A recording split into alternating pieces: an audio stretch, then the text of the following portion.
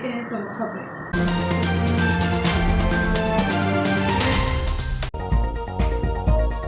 संतरा उत्पादन में मिनी नागपुर बन चुके तीखड़ की उजड़ी बाड़ियां, किसानों ने मानी मौसम की प्रतिकूलता और कीमत नहीं मिलने की वजह। होली एवं शब-ए बारात को लेकर शांति समिति की बैठक संपन्न। संत बाबा गेलाराम के 92वें जन्मोत्सव के उपलक्ष्य में धार्मिक कार्यक्रम जारी। मध्य प्रदेश शिक्षक संघ के जिला इकाई ने अनेक मांगों को लेकर मुख्यमंत्री के नाम सौंपा ज्ञापन। टीके की दोनों डोज लगवाकर करें वायरस की होलिका का दहन। और कल्लू यादव पर लठ से हमला करने वाले 5 आरोपियों को 3-3 वर्ष का कारावास और जुर्माना। अब खबरें विस्तार से। नर्मदापुरम जिले के प्रमुख शहर इटारसी में होली का त्योहार शांतिपूर्ण ढंग से पूरे उल्लास के साथ मनाया जाए एवं शब-ए बारात का कार्यक्रम भी संपन्न हो जाए, ऐसा सामूहिक निर्णय शांति समिति की बैठक में अनुविभागीय दंडाधिकारी मदन सिंह रघुवंशी की अध्यक्षता में लिया गया। इस अवसर पर अनुविभागीय अधिकारी पुलिस सुश्री मंजू चौहान, तहसीलदार राजीव कहार, नायब तहसीलदार विनय प्रकाश ठाकुर, मध्य प्रदेश विद्युत वितरण कंपनी के सहायक यंत्री डेलन पटेल, नगरपालिका परिषद के स्वच्छता अधिकारी आर.के. तिवारी, डॉक्टर श्यामा प्रसाद मुखर्जी चिकित्सालय के अधीक्षक डॉक्टर आर.के. चौधरी सहित बड़ी संख्या में शांति समिति के सदस्य उपस्थित थे। अनुविभागीय दंडाधिकारी मदन सिंह रघुवंशी ने होली का त्योहार हर्षोल्लास के साथ मनाने का अनुरोध किया। वहीं उन्होंने कहा कि शब-ए बारात का कार्यक्रम भी शांतिपूर्ण ढंग से संपन्न होगा। अनुविभागीय अधिकारी पुलिस सुश्री मंजू चौहान ने कहा कि क्योंकि पुलिस के जवानों और अधिकारियों को 17 मार्च की पूरी रात और दूसरे दिन धुलेड़ी की रात तक ड्यूटी करनी पड़ेगी, उसी रात को शब-ए बारात का कार्यक्रम भी है, उसकी व्यवस्था भी करनी होगी। दोनों ही कार्यक्रम शांतिपूर्ण ढंग से संपन्न होंगे। पर्याप्त पुलिस बल मौजूद रहेगा, परंतु उसी बल को कार्य करना पड़ेगा। उन्होंने अनुरोध किया है कि होली एवं शब-ए बारात का त्योहार हम शांतिपूर्ण ढंग से खुशी के साथ मनाएं। थाना प्रभारी राम स्नेह चौहान ने कहा कि अपराधियों को पुलिस का भय रहेगा। आम नागरिक हर्षोल्लास से पुनीत पावन त्योहार को मनाएं, यही हमारी इच्छा है। उन्होंने बताया कि इटारसी का इतिहास बहुत अच्छा है। यहाँ सभी धर्मों के नागरिक आपस में सौहार्दपूर्ण वातावरण में त्योहार मनाते हैं। थाना प्रभारी ने कहा कि शब-ए बारात का कार्यक्रम भी हमेशा की तरह शालीनता पूर्वक होगा तथा शहर में पर्याप्त पुलिस व्यवस्था रहेगी जो असामाजिक तत्वों पर निगरानी रखेगी। प्रमोद पगारे ने घोषणा की कि श्री दुर्गा नवग्रह मंदिर परिसर के सामने की होली रात्रि 10:30 बजे जलाई जाएगी, परंतु होली का दहन करने वाली समितियां शांति व्यवस्था को देखते हुए धार्मिक मान्यता के साथ होली जलाएं। कोरोना महामारी के बाद होली त्योहार आ रहा है, सभी मिलजुल कर त्योहार मनाएं। वहीं शब-ए बारात का कार्यक्रम भी शांतिपूर्ण ढंग से संपन्न होगा। शांति समिति की बैठक में प्रमुख रूप से हाजी इदरिश, इरशाद अहमद, गुड्डू जमील, मनीष सिंह ठाकुर, जसवीर सिंह छाबड़ा, पंकज सिंह राठौर, पंकज चौरे, प्रवीण गांधी, कन्हैया रैकवार एवं बड़ी संख्या में मीडिया कर्मी उपस्थित थे। आभार प्रदर्शन प्रमोद पगारे के द्वारा किया गया। बोर्ड परीक्षाएं समाप्त हो चुकी हैं। होली 7 दिनों की दूरी पर है, ऐसे में कोवैक्सीन की दूसरी डोज से किशोरों का दूरी बनाना पहली डोज का प्रभाव कम कर सकता है। इसलिए अब आवश्यक हो गया है कि जिले के सभी किशोर होली के पहले कहीं की कोवैक्सीन की दूसरी डोज हमने भी ले ली है। जिला पंचायत सीईओ मनोज सरियाम के मार्गदर्शन में आयोजित कार्यक्रम में विज्ञान शिक्षक राजेश पारसर ने यह बात कही। बोर्ड परीक्षाएं समाप्त हो चुकी हैं। होली 7 दिनों की दूरी पर है, ऐसे में कोवैक्सीन की दूसरी डोज से किशोरों का दूरी बनाना पहली डोज का प्रभाव कम कर सकता है। इसलिए अब आवश्यक हो गया है कि जिले के सभी किशोर होली के पहले कहीं की कोवैक्सीन की दूसरी डोज अब ले ली। जिला पंचायत सीईओ मनोज सरियाम के मार्गदर्शन में आयोजित कार्यक्रम में विज्ञान शिक्षक राजेश पारसर ने यह बात कही। राजेश पारसर ने बताया कि आंकड़ों के अनुसार अभी भी लगभग 15 से 18 वर्ष की आधी किशोर आबादी को दूसरी डोज नहीं लगी है। कोविड के समय संक्रमण की कमी को देखते हुए लापरवाही वश दूसरी डोज को नहीं ले रहे हैं, जबकि टीके के पूर्ण प्रभाव के लिए 28 दिन के समय अंतराल के बाद दूसरी डोज लेना जरूरी है। कार्यक्रम में आगामी समय में 15 वर्ष से छोटे बच्चों को भी वैक्सीन दिए जाने की जानकारी दी गई। फीडबैक के आधार पर बच्चों को मेडल से पुरस्कृत भी किया गया। राजेश पारसर ने किशोरों एवं पालकों को संदेश दिया कि अब देर न करें, टीके की दोनों डोज लगवाकर वायरस की होलिका का दहन करें, दूसरी डोज के टीके को लगवाकर होली का टीका लगाएं। बाबा हरदास राम सेवा मंडल एवं युवा मंडल के द्वारा संत बाबा गेलाराम का 92वां जन्मोत्सव बाबा गोदड़ीवाला धाम में पूज्य साईं सेवा देवीदास के मार्गदर्शन में सत्संग श्री आनंदपुर धाम की कुटिया के बाईजी द्वारा हर्षोल्लास के साथ मनाया जाएगा। इस अवसर पर 12 मार्च को सुबह 7 बजे पूज्य देवरी साहब पंचामृत स्नान, रामधुनी सुबह 8 बजे से 9 बजे तक हवन, 9 बजे नितनेम अखंड धुनी पाठ सा आरंभ, शाम 7 बजे नितनेम और खिचड़ी वितरण किया जाएगा। रात्रि 9 बजे से सत्संग श्री आनंद धाम इटारसी कृपा दरबार, त्रिलोक चंद नामदेव और गुरु नानक दरबार के जगदीश जग्यासी। रात्रि 10:30 बजे से अखंड धुनी पाठ का समापन के पश्चात केक काटा जाएगा। रात्रि 10:30 बजे से पल्लव साहब का भंडारा आयोजित किया जाएगा। इसी तारतम्य में 1 मार्च से 11 मार्च तक निशुल्क योग शिविर का आयोजन भी किया गया। वहीं 13 मार्च रविवार को निशुल्क मोतियाबिंद ऑपरेशन हेतु सेवा सदन नेत्र चिकित्सालय बैरागढ़ बस रवाना होगी। मध्य प्रदेश शिक्षक संघ की जिला इकाई के अनेक मांगों को लेकर जिला मुख्यालय पर रैली निकाली गई। तत्पश्चात मुख्यमंत्री के नाम जिला कलेक्टर को ज्ञापन सौंपा गया। मध्य प्रदेश शिक्षक संघ के प्रांतीय आह्वान पर 11 मार्च को जिला स्तरीय धरना प्रदर्शन रैली पीपल चौक कलेक्टर परिसर के पास नर्मदापुरम में आयोजित कर मुख्यमंत्री, स्कूल शिक्षा मंत्री, मध्य प्रदेश शासन, वित्त मंत्री एवं मुख्य सचिव के नाम कलेक्टर को ज्ञापन सौंपा गया। ज्ञापन में मुख्य रूप से 30 से 35 वर्ष सेवा करने के उपरांत सहायक शिक्षकों, शिक्षकों, प्रधान पाठक, व्याख्याताओं को पदोन्नति से वंचित रखा गया है। उनका वेतनमान अनुसार पदोन्नति पदनाम दिया जाए। नई पेंशन बंद कर पुरानी पेंशन बहाल की जाए। केंद्र के समान यथावत वेतनमान, भाड़ा भत्ता, साथ ही पात्रताधारी शिक्षकों को नियुक्ति दिनांक से वरिष्ठता देते हुए नवीन शिक्षक संवर्ग की शिक्षा विभाग में रोकी गई क्रमोन्नति आदेश शीघ्र प्रसारित किए जाएं। ज्ञापन देने वालों में जिला इकाई मध्य प्रदेश शिक्षक संघ, संभाग इकाई मध्य प्रदेश शिक्षक संघ के साथ अन्य कर्मचारी संघों का भी सहयोग मिला, जिसमें तृतीय वर्ग कर्मचारी संघ, राज्य अध्यापक संघ, आजाद अध्यापक संघ, अजाक संघ आदि अनेक संगठन के प्रमुख कर्मचारी के प्रमुख उपस्थित रहे। संभाग इकाई से ओपी रघुवंशी, नवीन पटेल, जिला इकाई से संजय गौर, कोमल सिंह कुर्मी, मालक पटेल आदि साथीगण उपस्थित रहे। नहीं चलेगी,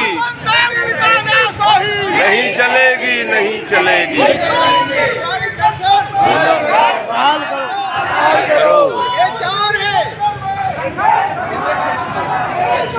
मध्य प्रदेश शिक्षक संघ जिंदाबाद, जिंदाबाद। मध्य प्रदेश शिक्षक संघ जिंदाबाद।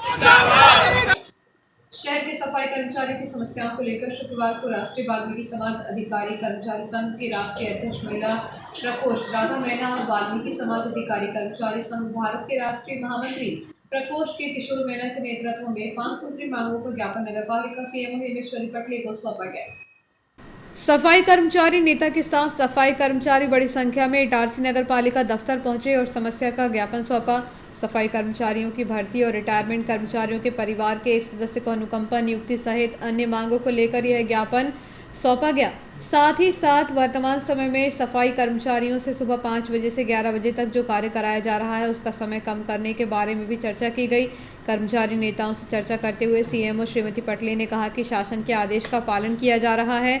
आपको दिक्कत है तो आप जाकर इस संबंध में चर्चा कर सकते हैं। फिलहाल इटारसी में 292 कर्मचारी साफ सफाई के लिए काम कर रहे हैं, जो पर्याप्त है। हर वार्ड में 10 कर्मचारी होने चाहिए। सफाई नेताओं ने कहा कि शहर की जनसंख्या बढ़ रही है, मौजूदा सफाई कर्मचारी काफी कम है, प्रत्येक वार्ड में कम से कम 10 कर्मचारी होना आवश्यक है।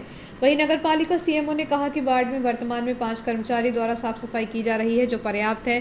साथ ही साथ साफ सफाई के समय में और भर्ती के बारे में शासन के ऊपर से आदेश का पालन किया जा रहा है। आप लोगों को दिक्कत है तो आप जाकर शासन से बात कर सकते हैं। लगभग 6 वर्ष पूर्व नर्मदा प्रसाद उर्फ कल्लू यादव के साथ लग से मारपीट कर हमला करने वाले 5 आरोपियों को अपर सत्र न्यायाधीश सुश्री सविता जाड़िया द्वारा 3 वर्ष के सश्रम कारावास और 2000 रुपए के अर्थदंड से दंडित किया गया है। अतिरिक्त लोक अभियोजक भूरे सिंह भदौरिया एवं राजीव शुक्ला ने बताया कि 15 मई 2016 को शाम 5 बजे मंडी के काम को लेकर दोनों पक्षों के बीच यूनिक वेयर हाउस के पास झगड़ा हो गया था। फरियादी कल्लू यादव अपने भाई की दुकान पर चाय पी रहा था, तभी 5 आरोपी राजेश, पवन, अमित, राकेश और नवीन ने एक राय होकर कल्लू यादव पर लठ से हमला कर दिया था, जिससे कल्लू के सिर, कमर और अंगूठे में चोट आई थी। एजीपी ने इस मामले में 7 गवाहों को प्रस्तुत किया और लगभग 16 दस्तावेजों से प्रकरण को प्रमाणित किया।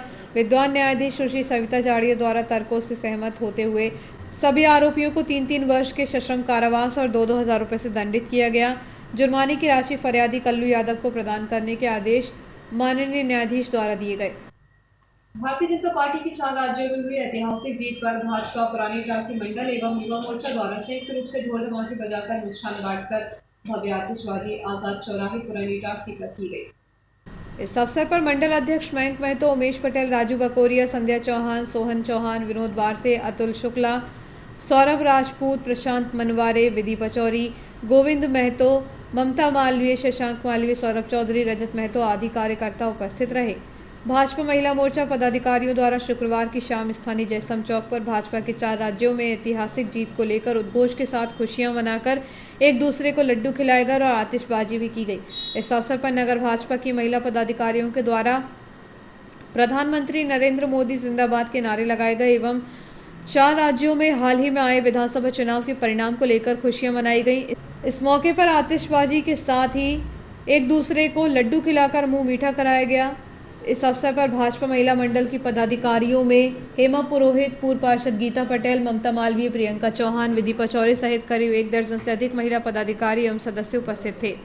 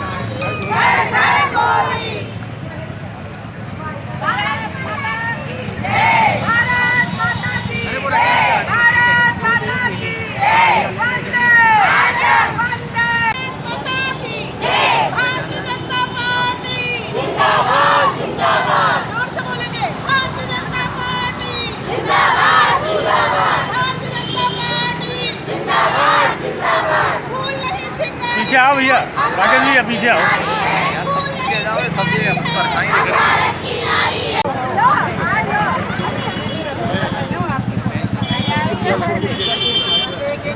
भारतीय जनता पार्टी जिंदाबाद, जिंदाबाद। भारतीय जनता पार्टी जिंदाबाद, जिंदाबाद। महिला मोर्चा जिंदाबाद, जिंदाबाद। वंदे मातरम, वंदे मातरम, वंदे। मददगार आर्मी स्वरोजगार कैंप अंजुमन स्कूल में आयोजित किया जा रहा है, जिसमें सैकड़ों प्रशिक्षणार्थी प्रशिक्षण प्राप्त कर रहे हैं। इस अवसर पर मेजर डॉक्टर पंकज मणि पहाड़िया, अवध पांडे, अजय राजपूत, धर्मेंद्र मालवीय, परमजीत लाली सलूजा, जितेंद्र उपरेत, अतुल तिवारी, शेख रमजान, अनूप गांचले आदि ने प्रशिक्षणार्थियों से मुलाकात कर उनका उत्साहवर्धन किया। मददगार आर्मी के अध्यक्ष आरिफ खान ने बताया कि चलाए जा रहे कैंप का 27 मार्च को समापन होगा। मददगार आर्मी स्वरोजगार कैंप अंजुमन स्कूल में आयोजित कर रही है, जिसमें सैकड़ों प्रशिक्षणार्थी प्रशिक्षण प्राप्त कर रहे हैं। छोटी सी ब्रेक का बने रहिए जियो हित में न्यूज़ के साथ।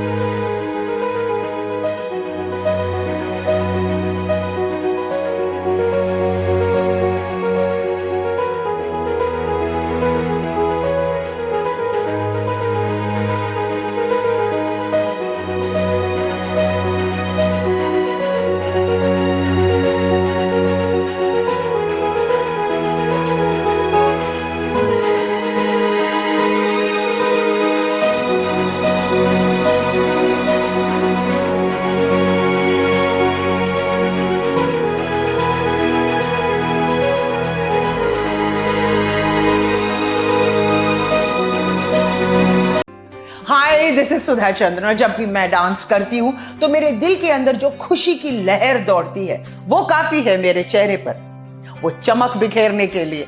और यही खुशी मैं देखती हूँ जब बचपन प्ले स्कूल के बच्चे उनके टीचर्स के साथ जब इंटरेक्ट करते हैं। As we all know that the first 3-4 years of childhood are very, very crucial because they are the formative years in one's life.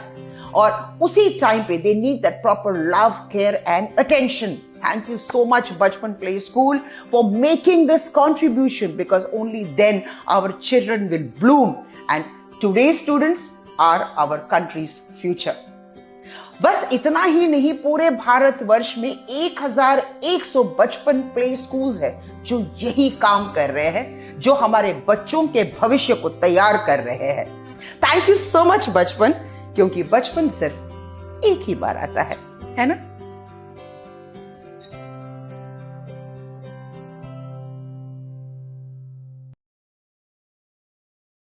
Comprehend. तेरी बेटी लीड वाले स्कूल में पढ़ती है? तेरा बेटा भी। वैसे कमाल का तरीका है ना, सिलेबिफिकेशन। जो शब्द बोलने में मुश्किल लगे उसे ऐसे तोड़ो और फिर जोड़ दो। Understand? Understood. Lead powered school देता है इंटरनेशनल स्टैंडर्ड एजुकेशन, जिसका फर्क देख रहे हैं 8 लाख से भी ज्यादा पेरेंट्स।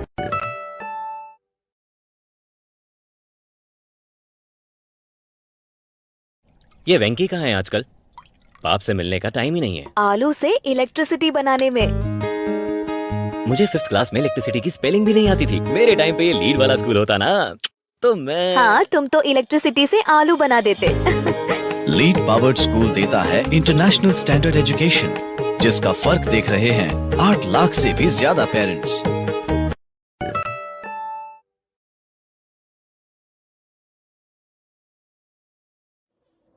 जिंदगी में किसी भी रास्ते पर चलने से पहले उस रास्ते की जानकारी और सच्चाई दोनों से वाकिफ होना हमें बहुत जरूरी है। नमस्कार साथियों, मैं Manju Thakur, centre head Noble computer services Itarsi. Student के टैली को लेकर बहुत से प्रश्न होते हैं, जैसे टैली कहाँ से करें या टैली के बारे में और भी जानकारी, या फिर उसके बाद जॉब। इन्हीं सारे प्रश्नों को लेकर मैं आपके सामने आज आई हूँ। हो सकता है ये आपके भी प्रश्न हो, इसलिए इस वीडियो के अंत तक आप मेरे साथ बने रहिएगा। सबसे पहला प्रश्न होता है कि हम टैली किसी भी सेंटर से करें क्या फ़र्क पड़ता है। इसके विषय में मैं आपको बताना चाहूँगी कि टैली सॉल्यूशन प्राइवेट लिमिटेड वो कंपनी है जिसने कि टैली बनाया था, और जिसने बनाया और वही जब एजुकेशन देना चाहे तो इसके लिए उन्होंने अपने हर जिले में अधिकृत TIL स्टार्ट किए। नोबल कंप्यूटर सर्विसेज पिछले 19 वर्षों से करीबन 10,000 स्टूडेंट को टैली सिखाकर एक भरोसेमंद और मनपसंद नाम बना हुआ है। तो जब आपके शहर में अधिकृत टैली सेंटर है तो फिर कहीं आप एजुकेशन लेने और क्यों जाओगे?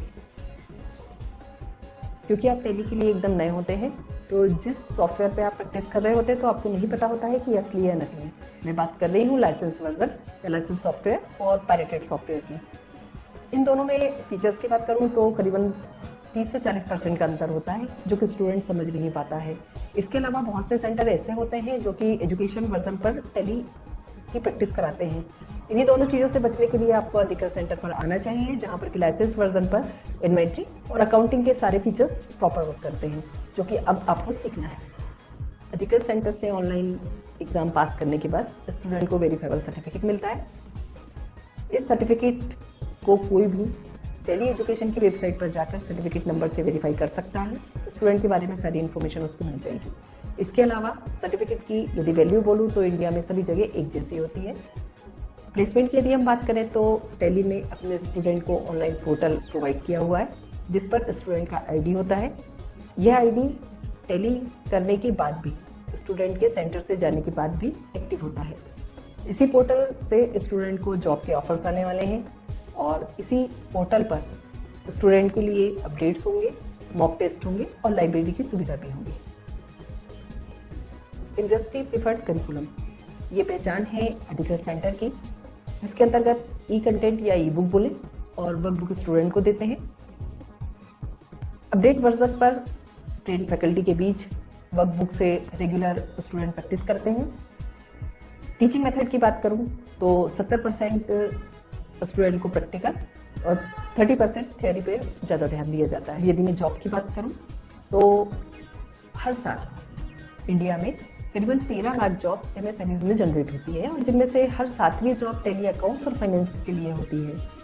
इसके अलावा टैली ने अकाउंट्स के क्षेत्र में मार्केट का 95% भाग कैप्चर करके रखा है। मतलब कंपनी को टैली ट्रेन चाहिए, मतलब अब जॉब मिलना बहुत ही आसान हो गया है।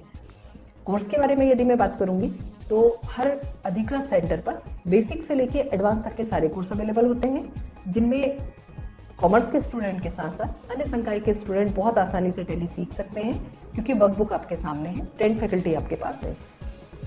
इसके अलावा मिनिमम क्वालिफिकेशन जो है वो 10th होती है। तो अब आपको समझ में आया होगा कि क्यों हमें सिर्फ और सिर्फ अधिकृत सेंटर से ही टैली करना चाहिए। याद रखिए, आपका सही फैसला, सही चुनाव आपके करियर को एक सही दिशा ही दे सकता है। अपना और अपनों का ध्यान रखें। शुक्रिया।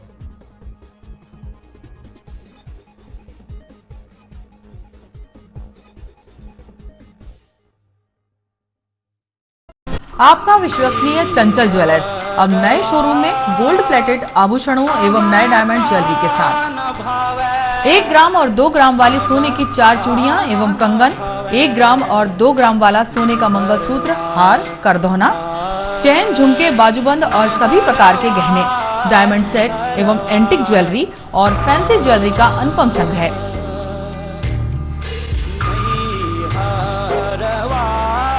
दुल्हन सेट किराए पर उपलब्ध है। 1 ग्राम और 2 ग्राम की हर खरीदी पर निश्चित उपहार पाएं। 1 ग्राम ज्वेलरी मात्र 2000 रुपए में, 2 ग्राम ज्वेलरी मात्र 4000 रुपए में, 3 ग्राम ज्वेलरी मात्र 6000 रुपए में, 4 ग्राम ज्वेलरी 8000 रुपए में, 5 ग्राम ज्वेलरी मात्र 10000 रुपए में। हमारा नवीन पता है चंचल jewellers, Guru Nanak complex, Bharat talkies road, Itarsi. Mobile 09893054377। अब साधारण पानी और आम वाटर फिल्टर से अपने स्वास्थ्य को खतरे में न डालें। फ्रेस्को इंट्रोड्यूस करते हैं लेटेस्ट टेक्नोलॉजी पर आधारित क्लीन, क्लियर और pure water solution RO, reverse osmosis water treatment system, साधारण और UV वाटर प्यूरिफायर केवल पानी को पार्टली ही क्लीन कर पाते हैं, जबकि RO रिवर्स ऑस्मोसिस एक जटिल बायोलॉजी प्रक्रिया है जो देती है clean and safe drinking water, जो हैवी सॉल्ट और हानिकारक मिनरल्स को दूर कर पानी का स्वाद बढ़ाते हैं। हाई ब्लड प्रेशर, किडनी में स्टोन, डाइजेशन और गैस्ट्रिक प्रॉब्लम को दूर रखती है। बोरवेल के पानी और साधारण जल प्रदाय के पानी को प्रोसेस कर प्योर क्वालिटी ड्रिंकिंग वाटर बनाती है। इनमें किसी तरह का कोई केमिकल उपयोग नहीं होता। तो अब जल ही जीवन नहीं बल्कि प्योर क्लीन वाटर है तो जीवन है। अधिक जानकारी के लिए संपर्क करें Rajat Mishra, centre point sales, authorised service centre, 9 convent school road, near HP gas agency, Itarsi. 07572404747।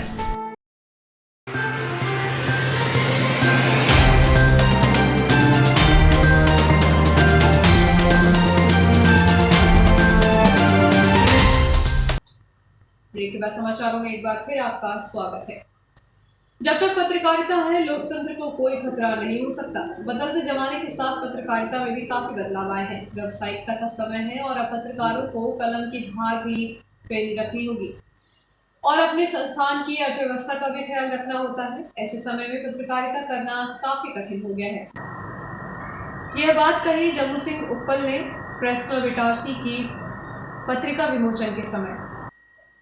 यह उद्गार पूर्व विधायक पंडित गिरजाशंकर शर्मा ने होटल फूडलैंड में संभागीय पत्रकार कल्याण समिति के वरिष्ठ पत्रकार राष्ट्र कवि पंडित माखनलाल चतुर्वेदी पर आधारित स्मारिका के विमोचन समारोह में बतौर मुख्य अतिथि व्यक्त किए। कार्यक्रम का संचालन वरिष्ठ पत्रकार सुधांशु मिश्र ने और आभार प्रदर्शन राकेश पटेल ने किया। कार्यक्रम में मौजूद पत्रकारों ने अतिथियों का स्वागत किया। इस अवसर पर वरिष्ठ पत्रकार एवं राजनीतिक विश्लेषक खिलावन चंद्राकर, वरिष्ठ पत्रकार जम्मू सिंह उप्पल, संजय शर्मा, चंद्रकांत अग्रवाल, संजय शिल्पी, सुधांशु मिश्र, राजेंद्र परसाई सहित जिले के अनेक पत्रकार, सामाजिक कार्यकर्ता, गणमान्य नागरिक उपस्थित थे। वरिष्ठ पत्रकार जम्मू सिंह उप्पल ने कहा कि सच लिखना नेताओं को खलता है। अखबार में लिखना बड़ा कठिन हो गया है, लेकिन जो लोग तमाम कठिनाइयों के बावजूद लेखनी की धार कमजोर नहीं होने देते, वे सही मायने में पत्रकारिता के साथ और समाज के साथ न्याय करते हैं। उन्होंने कहा कि नेताओं के खिलाफ लिखने से कई बार उनको बुरा लगता है, विज्ञापन बंद कर दिए जाते हैं और उनको तमाम तरह से प्रताड़ित किया जाने लगता है। श्री चंद्राकर ने अपने पत्रकारिता जीवन और इटारसी से उनके संबंधों तथा गठबंधन के विषय के साथ ही स्मारिका के विषय में जानकारी प्रदान की। इस मौके पर पत्रकार खिलावन चंद्रकार के जन्मदिन पर केक काटा गया और सभी ने उन्हें माला पहनाकर बधाई दी। नर्मदापुरम जिले के इटारसी तहसील के अंतर्गत आने वाली तीखड़ ग्राम का संतरा उत्पादन के मामले में मिनी नागपुर बन चुका था, लेकिन समय के साथ अब गिनी चुनी बाड़ी ही बची है। संतरा उत्पादन को लेकर अब यहाँ के किसानों का मुंह भंग हो चुका है। संतरा उत्पादन के मामले में मध्य प्रदेश के इटारसी से तकरीबन 18 किलोमीटर दूर तीखड़ गांव पूरे प्रदेश में प्रसिद्ध है। यहां संतरा उत्पादन के लिए किसानों ने काफी उत्साह देखा जाता था। परंपरागत खेती को छोड़कर वह सैकड़ों एकड़ भूमि पर संतरे की खेती करते थे। यहां के संतरे मध्य प्रदेश के साथ ही दूसरे राज्यों में भी भेजे जाते थे। अपने स्वाद और मीठेपन को लेकर काफी मांग भी होती थी, लेकिन समय के साथ अब गिनी चुनी बाड़ी ही बची है। कुछ किसान सिर्फ खुद के उपयोग के लिए ही संतरे के पेड़ बचाकर रखते हैं। संतरे की बाड़ी उजड़ने के पीछे मुख्य वजह क्या है, यह हम नहीं बता सकते, क्योंकि संतरे की खेती करने वाले सभी किसानों के अलग अलग मत हैं। लेकिन इतना जरूर है कि संतरे के बम्पर उत्पादन में मिनी नागपुर बन चुके तीखड़ का अब नाम धूमिल होने लगा है। अतिवृष्टि और बाढ़ से प्रभावित हुए संतरे, जिसके चलते तीखड़ में संतरे का उत्पादन करने वाले कुछ किसानों के अनुसार 15 वर्ष पूर्व अतिवृष्टि और बाढ़ के कारण संतरे का उत्पादन प्रभावित हुआ था। बाढ़ के कारण पेड़ भी खराब हो गए थे। काफी नुकसान होने के कारण नए पौधे एवं बाड़ी तैयार नहीं की गई। इस संबंध में जब किसान ब्रजकिशोर पटेल से बातचीत की गई तो उन्होंने कहा कि वह 7 एकड़ की भूमि पर संतरे की बाड़ी लगाते थे, लेकिन 15 वर्ष पूर्व अतिवृष्टि और बाढ़ से फसल प्रभावित होने के कारण हुए नुकसान के बाद संतरे की खेती करना बंद कर दिया गया। संतरे की बाड़ी उजड़ने के कई कारण सामने आ रहे हैं। गांव के किसान दिलीप गालर की माने तो उनकी 6 एकड़ भूमि पर संतरे की बाड़ी थी। पहले तो अच्छा उत्पादन होता था, लेकिन समय के साथ संतरे में रोग लगने लगा। संतरे के पेड़ पर फल जरूर आते थे, लेकिन फल बड़े होते ही रोग लगने से झड़ जाते थे। कुछ फल बचते भी थे तो पकने के बाद उनका स्वाद खराब होने के कारण बाड़ी को उजाड़ना पड़ा। संतरे की खेती को बंद करने वाले कुछ किसान यह भी बताते हैं कि वह वर्षों से संतरे की खेती करते आ रहे थे। मेहनत और लागत अधिक होने के बाद भी संतरे की कीमत नहीं मिलती थी। समय के साथ महंगाई बढ़ती गई, लेकिन संतरे की कीमत हर साल वही रहती थी। इसलिए नुकसान होने के कारण भी संतरे की खेती से मुंह छुटाना पड़ा। संतरे की खेती बंद करने वाले कुछ किसानों का यह भी कहना है कि समय के साथ वाटर लेवल गिरने के कारण उत्पादन प्रभावित हो रहा है। तीखड़ के जयदीप चौधरी के अनुसार उनके पास 5 एकड़ की भूमि पर संतरे की बाड़ी थी। कुछ सालों से वाटर लेवल कम होने के कारण पेड़ों को पर्याप्त पोषण नहीं मिलने से उत्पादन प्रभावित हो रहा था। इसके अलावा परंपरागत खेती जैसे गेहूं और धान का उत्पादन बढ़ने के कारण भी संतरे की खेती बंद करनी पड़ी। संतरे के क्या है, जो बगीचे मतलब ग्राम तीखड़वासियों ने जो लगाने बंद कर दिए, उसका मुख्य कारण है एक तो वाटर लेवल कम हो गया है। दूसरा क्या है कि संतरे का जो रेट है वो पिछले 20 साल से वही की वही मिल रहा है, और उसके बाद लेबर की कमी हो गई है, और जो धान है या मक्का है या गेहूँ है, इनमें ज़्यादा उत्पादन होने लगा है। इस कारण ग्राम तीखड़वासियों ने संतरे के बगीचे से क्या है मुँह मोड़ लिया है। मेरे पास 5 एकड़ में बगीचा था। संतरे जो है पहले इनमें कोई रोग नहीं होता था, ज़्यादा मेंटेनेंस नहीं करना पड़ता था, और अब जो है व्यवस्थाएं ज़्यादा करने के बाद भी इनमें रोग बहुत आ रहे हैं। सब बगीचा फरेगा, सब कुछ अच्छा होगा, और वो संतरे गिरने की शिकायत ज़्यादा आती। जो बचा है उसमें आप छील के देखोगे तो फांक जो है अंदर सफ़ेद सफ़ेद सा रस निकलेगा, उसमें बिना स्वाद वाला फीका फीका सा। इस वजह से ये बगीचाएँ लगाना कम कर दिया लोगों ने। प्रॉफिट का धंधा नहीं बचा ये। पहले तो बहुत लगते थे बगीचा। अपने पास 6 एकड़ में था बगीचा। आप कितने हैं? अब तो 5-6 पेड़ रखे हैं खाने के लिए, तो वो भी खाने के लिए क्या मैं बता रहा, जो रोग जो आ रहे हैं इस वजह से वो भी मिलते ही नहीं खाने को। पहले हमारे पास 7 एकड़ में संतरे का बगीचा था। 15 साल पहले बहुत तेज ओले गिरे, जब फसल अच्छी संतरे की लदी हुई थी। बाढ़ में सारा संतरा बह गया, और संतरे की मोटी मोटी टहनियों पे दुच्चे टाइप के निशान आ गए। उसके बाद 3-4 साल तक संतरा बिल्कुल फला नहीं। संतरे के पत्ते वत्ते सब गिर गए थे। तब से नए बगीचे लगाना बंद कर दिए किसानों ने। हमारे भी बगीचे मिट गए, और उसके बाद नए बगीचे कुछ लगाए भी तो लेबर प्रॉब्लम के कारण लेबर नहीं मिलता, लेबर बहुत महंगा हो गया। और संतरे के बगीचे में साल भर लेबर लगता है, इसलिए नए बगीचे लगाना बंद कर दिया और पुराने बगीचे धीरे धीरे ख़त्म होते गए, मिटते जा रहे हैं और नए बगीचे लग नहीं रहे, इसलिए बगीचे कम। कानीकुब्ज ब्राह्मण समाज द्वारा आगामी होली के त्योहार को लेकर बैठक का आयोजन किया गया, जिसमें सामाजिक स्तर पर सामूहिक रूप से होली मिलन समारोह को लेकर निर्णय हुआ।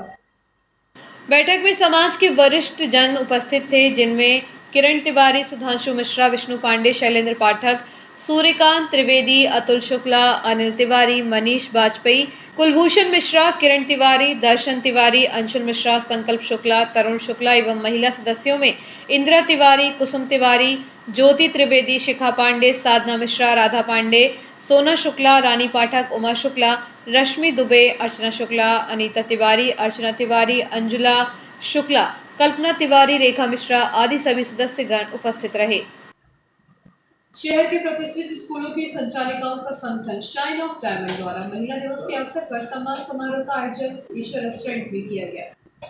इस सम्मान समारोह में लेखिका कवियत्री आशा पवार, आशा कार्यकर्ता रीता तिवारी, स्पेशल एजुकेटर अंचला मिश्रा और जनसेवा रुंगड़ाले से अपनी सेवा काल समाप्ति के बाद भी अपनी सेवाएं दे रही सिस्टर श्रीमती सुगंधा नाटन का सम्मान किया गया। सम्मान समारोह में मनीषा गिरोटिया, सरोज चौहान, आरती जायसवाल और मंजू ठाकुर ने सभी का पुष्प से स्वागत किया।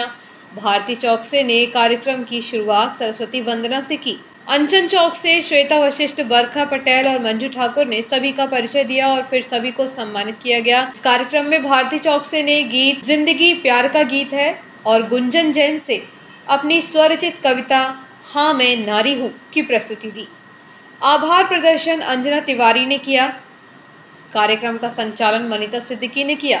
इस सम्मान समारोह की विशेष बात यह रही कि उमा अग्रवाल, जो कि एक गृहिणी समाज सेविका हैं, वे अपने स्वास्थ्य संबंधी समस्याओं के चलते समारोह स्थल तक आने में असमर्थ थीं। उनकी इस परेशानी को समझते हुए शाइन ऑफ डायमंड ग्रुप ने उनका सम्मान उनके घर जाकर किया। वादिनी वरदे वीणा वादिनी वरदे काट अंधुर के बंधन स्तर काट अंध मिलेगी फूल जीवन में करना खिले तो काटों से भी निभाना पड़ेगा। जिंदगी प्यार का गीत है, इसे हर दिल को गाना पड़ेगा। लेकिन कुल मिला के ये है कि देखो अभी विदेशों में युद्ध मचा हुआ है, देश में चुनाव लगा हुआ है, इस बीच में अभी स्कूल जो एजुकेशन से जुड़ी हुई जगह से अगर आप लोग तो आप लोगों ने एग्जाम के समय इतनी व्यस्तताओं में कितना समय निकाला है, इसके लिए तो आप सबका बहुत साधुवाद है। अगर महिलाओं के बारे में कुछ कहना है तो मैं नहीं समझती कि आजकल अलग से कुछ कहने की जरूरत है। को एजुकेशन हुआ है, इंग्लिश मीडियम आया है, बच्चे बहुत बदल गए हैं। हम लोग अपने बाबूजी के साथ होशंगाबाद जाना है, बाबूजी के साथ कोई इंटरव्यू देना, कोई फॉर्म भरना, बाबूजी के साथ, भैया के साथ, है ना, ऐसे होता था। आज तो बेटियां बेपरवाह सी अपनी धुन में, आज की नारी कुछ बेपरवाह सी अपनी धुन में, कभी अपनी ही उधेड़ बुन में, बन के तितली उड़ती गगन में, अपनी जगह बनाती चमन में, विश्वास भरा है हर कदम में, झलकता चेहरे की चमक में, कुछ कर गुजरने की ललक में, जीत दर्ज कराना है उसे फलक में। Thank you. आप कुछ लाइनें जो मैं तो स्त्री हूँ, नारी हूँ, सबके जीवन के महत्वपूर्ण भाग की कहानी हूँ। पसंद आई हो तो स्वच्छ सर्वेक्षण 2022 के अंतर्गत नागरिकों को फीडबैक के लिए जागरूक करने मुख्य नगर पालिका अधिकारी श्रीमती हेमेश्वरी पटले ने पुराने इटारसी के दीवान कॉलोनी क्षेत्र का दौरा किया। इस दौरान उन्होंने स्वच्छता संबंधी कई सवाल नागरिकों से किए। श्रीमती पटले ने लोगों से होली पर हरे भरे पेड़ न काटने, कम से कम पानी का उपयोग सहित पॉलीथीन डिस्पोजल और थर्माकोल की वस्तुओं का प्रयोग न करने की अपील भी की। सुबह सीएमओ श्रीमती हेमेश्वरी पटले दीवान कॉलोनी और वर्मा कॉलोनी पहुंची थी। यहां उन्होंने नागरिकों से स्वच्छता संबंधित बातचीत की और स्वच्छता में नगरपालिका का सहयोग करने की अपील भी की। उन्होंने नागरिकों से पूछा कि कचरा वाहन समय पर आता है या नहीं, कचरा वाहन में कितने भाग होते हैं, आप गीला और सूखा कचरा अलग अलग देते हैं या नहीं, कचरा वाहन में स्वच्छता संबंधी कौन से गीत चलता है। इसके अलावा उन्होंने यहाँ नागरिक फीडबैक संबंधी पैम्पलेट्स भी वितरित कराए और लोगों से इसके माध्यम से स्वच्छता फीडबैक देने का अनुरोध किया। सीएमओ हेमेश्वरी पटले ने नागरिकों से कहा कि होली का पर्व सामने है, इसे हम परंपरागत तरीके से मनाएं, लेकिन पर्यावरण का भी ध्यान रखें। इस दौरान हरे भरे पेड़ों को नुकसान न पहुंचाएं। होली मिलन समारोह हो तो वे जीरो वेस्ट किए जाएं, जिसमें कागज़ के डिस्पोजल का प्रयोग करें, कुल्हड़ आदि का प्रयोग करें जो आसानी से नष्ट हो जाते हैं। ऐसी किसी सामग्री का प्रयोग नहीं करें जिससे पर्यावरण को नुकसान पहुंचता है। उन्होंने दुकानदारों से भी पॉलीथीन बैग में सामान नहीं बेचने की अपील की है। और आइए देखते हैं अंत में मुख्य समाचार एक बार फिर।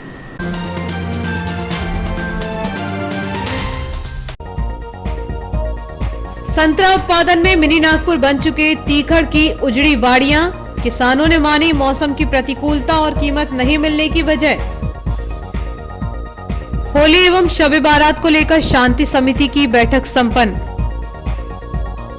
संत बाबा गेलाराम के 92वें जन्मोत्सव के उपलक्ष्य में धार्मिक कार्यक्रम जारी। मध्य प्रदेश शिक्षक संघ के जिला इकाई ने अनेक मांगों को लेकर मुख्यमंत्री के नाम सौंपा ज्ञापन। टीके की दोनों डोज लगवाकर करें वायरस की होलिका का दहन। और कल्लू यादव पर लठ से हमला करने वाले 5 आरोपियों को 3-3 वर्ष का कारावास और जुर्माना। इस बुलेटिन में इतना ही। आगे दीजिए, नमस्कार।